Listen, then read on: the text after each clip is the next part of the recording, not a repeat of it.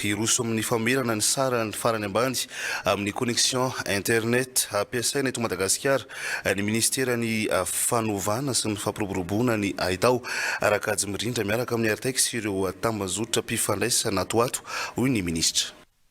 Lafo ny saran'ny internet eto Madagasikara antony mbola mahavitsy ny fampiasan'ny olona izany ankoatry ny famerina ny vidiny farany ambony ho fitsinjovana ny vahoaka hanova ny lalàna mifeny fifandraisan-davitra ihany koa amin'ny alalan'ny fanomezana tolo-dalàna hodinian'ny solombam-bahoaka sy ny olona any amin'ny volana novambra ny ministera ho sokafana ny fifaninanana amin'ireo tambazotra mpifandraisana efa misy ahafahana mampiena ny saran'ny internet fandresena aina manakasiny Eric Hanefson. Mbola ambany ny tany fampiasan'ny malagasy ny fifandraisan-davitra toy ny internet sy ny finday eto Madagasikara noho ny alafon'ny sarany izany. Efa voarakotra misy tambazotra mpifandraisana avokoa anefa ny 800 ny toerana rehetra manerana ny nosy, saingy mbola 200 ny olona ihany no tena mampiasa io fifandraisan-davitra io noho ny alafon'ny sarany finday sy ny internet. Ny fanokafana ny fifaninanana eo amin'ireo tambazotra mpifandraisana efa misy amin'izao no isany ahafahana mampiena io sarany fifandraisan-davitra lafo dia lafo io.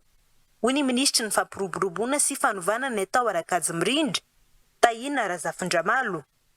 Izy noho izany ny fanovana ny lalàna mifeny fifandraisan-davitra ka efa mamolavola io tolo-dalàna io amin'izao ny eo anivon'ny ministera. Atolotra hodinian'ny anteny miera rotonta amin'ny fivoriana ara-potoana faharoa ny volana Oktobra sy Novambra izao.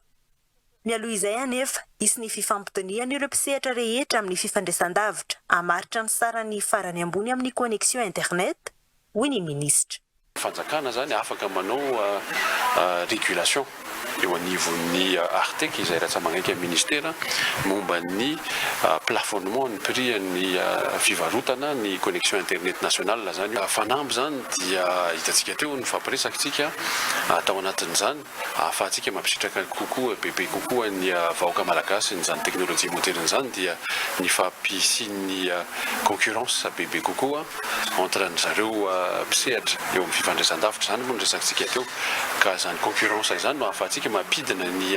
saran'ny fifandraisan-davitra eto Madagasikara fa tsy zay fotsiny anefa fa misy ihany koa zany no ahafahantsika koa